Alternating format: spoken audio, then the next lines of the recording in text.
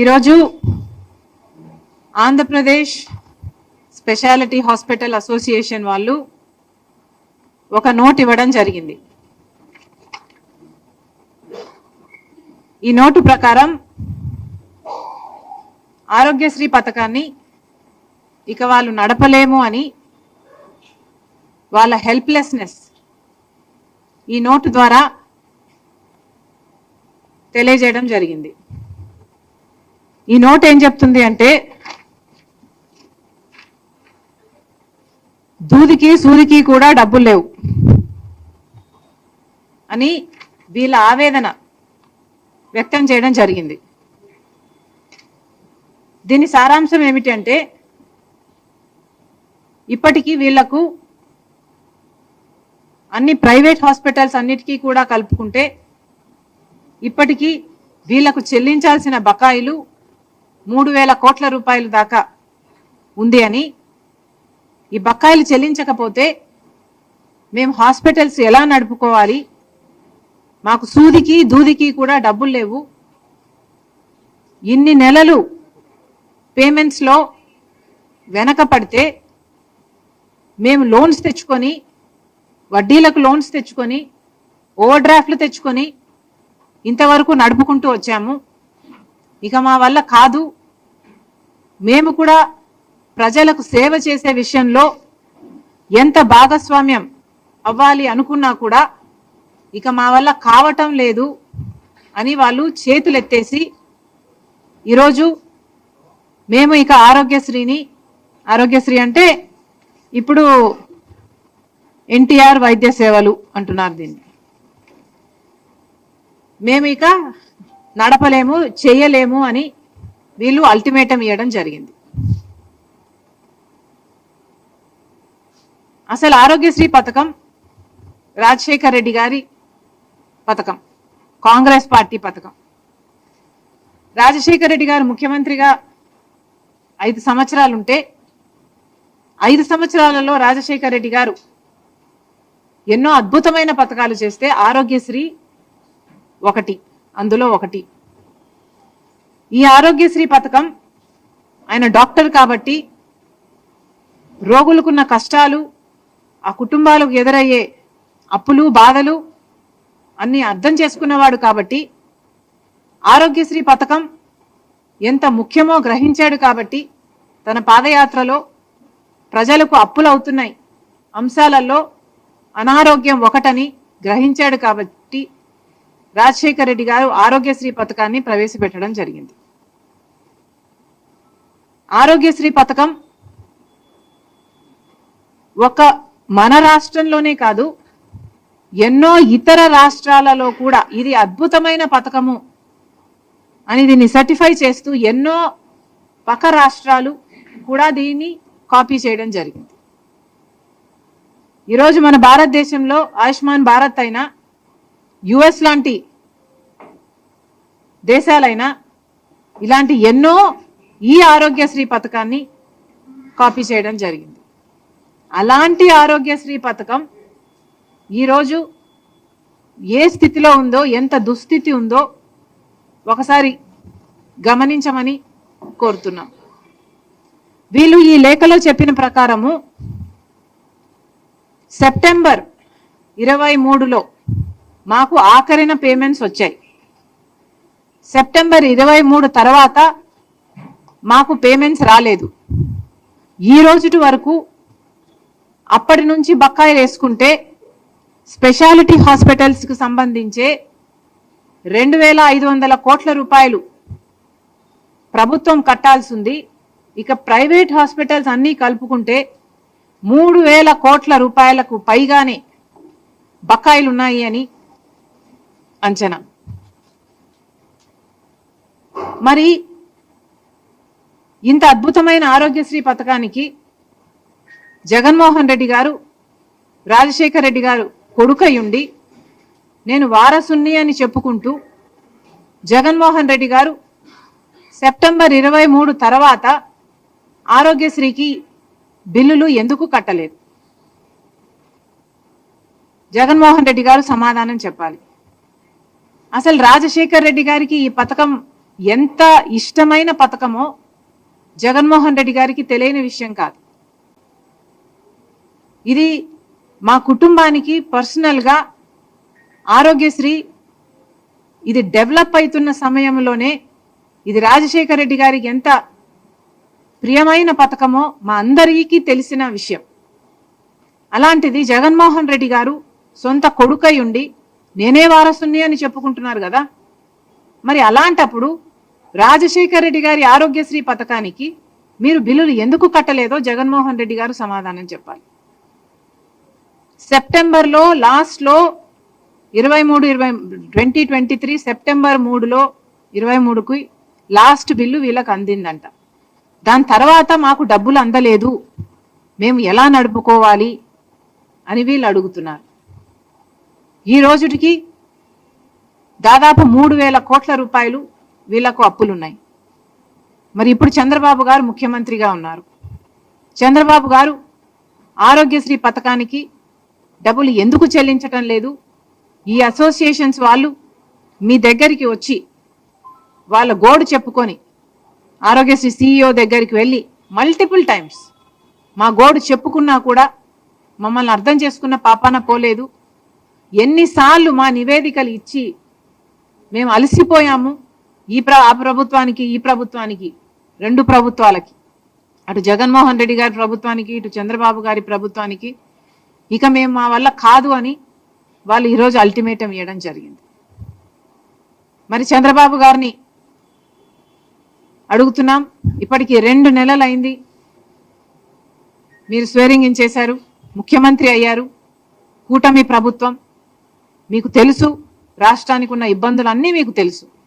అయినా రాష్ట్ర భవిష్యత్తు నాది బాధ్యత అని మీరు భుజాన వేసుకొని కూటమి ప్రభుత్వం నేను చేయగలను, నాకు 40 ఏళ్ళ ఎక్స్పీరియన్స్ ఉంది అని మీరు చెప్పి అధికారంలోకి వచ్చారు. భవిష్యత్తు బాధ్యత నాది అని మీరు చెప్పి అధికారంలోకి వచ్చారు. మరి కూటమి ప్రభుత్వం మీద అయినప్పుడు, ఎన్డీఏ ప్రభుత్వంలో మీరు ఉన్నప్పుడు ఇక్కడున్న మీ ఎంపీలే కాదు, ఆఖరికి వైసీపీ ఎంపీలు కూడా ఎన్డీఏలోనే ఉన్నారు. అందరూ కలిస్తే 25 మంది ఎంపీలు. బీజేపీ పార్టీ మన ఎంపీలను వాడుకుంటుంది.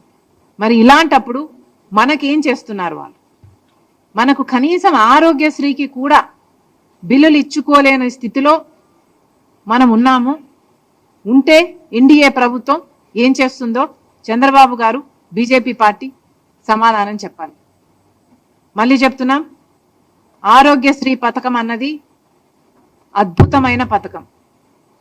ఎవరు మొదలు పెట్టారు అన్న విషయం పక్కన పెడితే, as a scheme Aarogyasri is an excellent scheme. దేశ విదేశాలలో ఎంతో మంది దీన్ని మళ్ళీ ఎమ్యులేట్ చేయడం జరిగింది. కారణం, ఇది ఎంతో మంది పేద ప్రజలకు ఆసరా ఇచ్చే పథకం కాబట్టి ఈ ఆరోగ్యశ్రీ పథకాన్ని రక్షించాల్సిన బాధ్యత ప్రతి నాయకునికి ఉంది, ఇర్రెస్పెక్టివ్ ఆఫ్ పార్టీస్. ఎవరు అధికారంలోకి వచ్చినా కూడా. నాకైతే ఆశ్చర్యంగా ఉంది, జగన్మోహన్ రెడ్డి గారు సెప్టెంబర్లో బిల్లులు చెల్లించారు, ఆ తర్వాత ఆరోగ్యశ్రీకి బిల్లులే చెల్లించలేదు అని. అసలు ఆరోగ్యశ్రీకే కాదు, ఫీజు రీయింబర్స్మెంట్ కూడా బకాయిలు ఉన్నాయి. అసలు జగన్మోహన్ రెడ్డి గారు, రాజశేఖర రెడ్డి గారు తలపెట్టిన జలయజ్ఞంకు కూడా 54 ప్రాజెక్టులు రాజశేఖర రెడ్డి గారు తలపెడితే 12 ప్రాజెక్టులు రాజశేఖర రెడ్డి గారు పూర్తి చేస్తే 42 ప్రాజెక్టులు మిగిలిపోయిన ప్రాజెక్టులను నేను 6 నెలల్లో పూర్తి చేస్తాను అని చెప్పిన జగన్మోహన్ రెడ్డి గారు, నేనే వారసుని అని చెప్పుకుంటున్న జగన్మోహన్ రెడ్డి గారు, మరి రాజశేఖర రెడ్డి గారి జలయజ్ఞం ప్రాజెక్టులు మీరు ఎందుకు పూర్తి చేయలేదు? మీరు సమాధానం చెప్పాల్సిన అవసరం ఉంది. మీరు రాజశేఖర రెడ్డి గారికి ఇంత ప్రియమైన ఆరోగ్యశ్రీ పథకానికి కూడా బిల్లులు చెల్లించలేదు. జగన్మోహన్ రెడ్డి గారి విషయం పక్కన పెడితే ఇప్పుడు చంద్రబాబు గారు ముఖ్యమంత్రిగా ఉన్నారు. Irrespective of parties, this is an excellent scheme.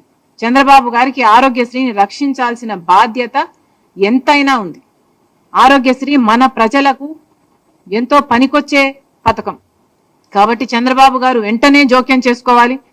మళ్ళీ చెప్తున్నాం, ఎన్డీఏకి మన అందరు ఎంపీలు 25 మంది ఎంపీలు పార్టీలకు అతీతంగా మొత్తం అందరూ ఊడిగలు చేస్తున్నారు బీజేపీ పార్టీకి. మరి అలాంటప్పుడు కనీసం ఆరోగ్యశ్రీని కూడా బతికించుకోలేకపోతే మరి ఇంతమంది ఎంపీలు బీజేపీకి ఇచ్చి ఏమి లాభం? చంద్రబాబు గారు ఎలాగైనా చేసి ఏం చేస్తారో తెలియదు. రాష్ట్రం ఈ బడ్జెట్ నుంచి ఇస్తారో కేంద్రం నుంచి తెస్తారో ఏమి చేస్తారో ప్రజలకు అనవసరము. కానీ ఆరోగ్యశ్రీని బతికించాలని కాంగ్రెస్ పార్టీ డిమాండ్ చేస్తుంది. ఇప్పటికీ వీళ్ళకి ఈ అసోసియేషన్కే 2,500 కోట్ల రూపాయలు బకాయిలు ఉన్నారంట. ఇది కాకుండా మిగతా ప్రైవేట్ హాస్పిటల్ అన్ని కలుపుకుంటే ఇంకొక 500 కోట్లైనా ఉంటుంది అనే అంచనా. ఆ 3,000 కోట్లను చంద్రబాబు గారు ఏ పద్ధతిలో తీరుస్తారు, ఎప్పుడు తీరుస్తారు? వీళ్ళను పిలిపించండి, మాట్లాడండి, వీళ్ళకు భరోసా కల్పించండి. కనీసం 15-20% ఇప్పుడు వెంటనే రిలీజ్ చేయండి. మిగతాది ఏ ఫేజెస్లో రిలీజ్ చేస్తారో వాళ్ళకు భరోసా కల్పించండి. ఈ ప్లాన్ మొత్తం డ్రాఫ్ట్ అవుట్ చేయండి. ఈ నెలంతా మీరు టైం తీసుకోండి, దీని మీద వర్కౌట్ చేయండి. కానీ ఈ నెల దాటిన తర్వాత కూడా ఇదే పరిస్థితి ఉంటే కాంగ్రెస్ పార్టీ ఎక్కడికక్కడ ఆందోళనలు చేస్తాం, ధర్నాలు చేస్తాం. ఆరోగ్యశ్రీని బతికించుకునే ప్రయత్నం, ఆ కొట్లాట కాంగ్రెస్ పార్టీ తప్పకుండా చేస్తుందని చంద్రబాబు గారిని హెచ్చరిస్తున్నాం. తర్వాత చంద్రబాబు గారి బాబు ష్యూరిటీ భవిష్యత్ గ్యారంటీ, ఇది చంద్రబాబు గారి సూపర్ 6. ఈ సూపర్ 6లో భాగంగా చంద్రబాబు గారు కొన్ని వాగ్దానాలు ఇచ్చారు. వీటిల్లో స్కూల్కి వెళ్ళే ప్రతి బిడ్డకు 15,000 ఇస్తామని, ప్రతి రైతుకి 20,000 ఇస్తామని, ప్రతి మహిళకు 18,000 ఇస్తామని, ఇలాంటివి ఎన్నో చేశారు. అఫ్ కోర్స్ ఆయన అధికారం లేకొచ్చి 2 నెలలు మాత్రమే అయింది కాబట్టి ఇవన్నీ అమలు చేయాలి అని మేము కోరుతున్నాము. ఇంకా ప్రాబబ్లీ డిమాండ్ చేసే స్టేజ్కు రాలేదు ఇది. కానీ గత ప్రభుత్వం అమ్మఒడిని జూన్ జూలై ప్రాంతంలో ఇచ్చేవాళ్ళు. వాళ్ళు ఇచ్చిన అమ్మఒడిని వాళ్ళు తల్లికి ఎంతమంది బిడ్డలున్నా 15,000 ఇచ్చేవాళ్ళు. కానీ చంద్రబాబు గారు ఎంతమంది బిడ్డలుంటే అంతమందికి 15,000 ఇస్తామని చెప్పారు. మరి ఇప్పటి వరకు చంద్రబాబు గారు ఈ పథకం మీద ఏ క్లారిటీ ఇవ్వలేదు. లోకేష్ గారు అయితే ఈ పథకం ఈ సంవత్సరం జరగకపోవచ్చు అని కూడా మాట్లాడుతున్నారు. కాబట్టి ఏ మాత్రం అవకాశం ఉన్నా ఈ పథకాన్ని వెంటనే అమలు చేయాలి అని డిమాండ్ చేస్తున్నాం. ఎందుకంటే మీరు చెప్తున్న సాకు ఇప్పుడు డేటా లేదు, మీ దగ్గర ఇన్ఫర్మేషన్ లేదు అని చెప్తున్నారు. కానీ గత ప్రభుత్వం డేటా అయినా ఉండాలి కదా. గత ప్రభుత్వం పథకం మీరు ఫాలో అవుతున్నప్పుడు కనీసం ఆ మేరకైనా మీరు ఇవ్వాలి కదా. అంటే 1 చైల్డ్ పర్ ఫ్యామిలీకి 1 చైల్డ్ అయినా ఆ డేటా అయినా మీ దగ్గర ఉంటుంది కదా. Why not start with them? మళ్ళీ ఒకసారి ఏదన్నా ఉంటే మళ్ళీ మీరు యాడ్ ఆన్ చేసుకోవచ్చు. కానీ అసలే ఇవ్వకపోవడం, అది కూడా జూన్ జూలై ఈ మాసాలలో ఇస్తే ఆ తల్లులకు పనికొచ్చే పథకం ఇది. కాబట్టి చంద్రబాబు గారు ఈ పథకం తల్లి దీవెన, అదేనా, తల్లికి వందనం, ఈ పథకం కింద ఏ మాత్రం వీలున్నా కనీసం 1 చైల్డ్ కైనా ఇవ్వాలని కాంగ్రెస్ పార్టీ కోరుతుంది. అలాగే మహిళలకి ఉచిత బస్సు, దీంట్లో ప్రాబ్లం ఏమిటో మాకైతే అర్థం కావటం లేదు. సూపర్ 6లో భాగంగా మీరు మహిళలకి బస్సులో ప్రయాణం ఉచితం అని మీరు చెప్పారు. మరి దీంట్లో విధి విధానాలు ఏముంటాయి? మహిళలు అన్నాక మహిళలే కదా. ఒక మహిళ బస్సు ఎక్కితే 0 టికెట్ ఇవ్వాలి, ఫ్రీ టికెట్ ఇవ్వాలి. It's as simple as that. Telangana ప్రభుత్వము అధికారంలోకి వచ్చిన వెంటనే ఈ పథకాన్ని అమలు చేయగలిగినప్పుడు మీరు అధికారంలోకి వచ్చిన వెంటనే ఇదే పథకాన్ని, మహిళలకు ఫ్రీ టికెట్ ఇచ్చే పథకాన్ని ఎందుకు అమలు చేయలేకపోతున్నారో మాకు అర్థం కావటం లేదు. కనీసం ఇంత చిన్న పథకాన్ని కూడా అమలు చేసే ధైర్యం మీరు కనపరచకపోతే ఇది ఎలా అర్థం చేసుకోవాలో కూడా ప్రజలకు అర్థం కావటం లేదు. కాబట్టి కనీసం ఈ పథకం, మహిళలకు ఉచిత బస్సు అనే ఈ పథకమైనా వెంటనే అమలు చేయాలని కాంగ్రెస్ పార్టీ డిమాండ్ చేస్తుంది. తర్వాత రైతులకు ఏటా 20,000 ఇస్తామని చంద్రబాబు గారు చెప్పారు. మరి దానికి విధి విధానాలు అంటున్నారు. 80 లక్షల మంది రైతులు, కనీసం మీరు జూన్ జూలైలో ఇస్తే వాళ్ళకి పంట వేసుకోవడానికైనా పనికొచ్చేది. అది ఇవ్వకపోగా, అది ఎప్పుడు ఇస్తారా అని రైతులందరూ ఎదురు చూస్తుంటే అది ఇవ్వకపోగా విత్తనాల కోసం కొన్ని చోట్ల లైన్లలో నిలబడుతున్నారు అని మేము అడిగితే మమ్మల్ని ఎద్దేవా చేశారు. సరే పర్వాలేదు, రైతులు కష్టాలలో ఉన్నారు, వరదలు వచ్చాయి, పంటలు చాలా మందికి నష్టపోయారు, దాదాపు 2 లక్షల ఎకరాలలో నష్టం జరిగింది. కనీసం రైతు 15,000 రూపాయలైనా ఎకరాకు ఖర్చు పెట్టుకున్నాడు, మరి వాళ్ళకి మీరు నష్టపరిహారం చెల్లించండి అని మేము అదే పనిగా వరద ప్రాంతానికి వెళ్ళి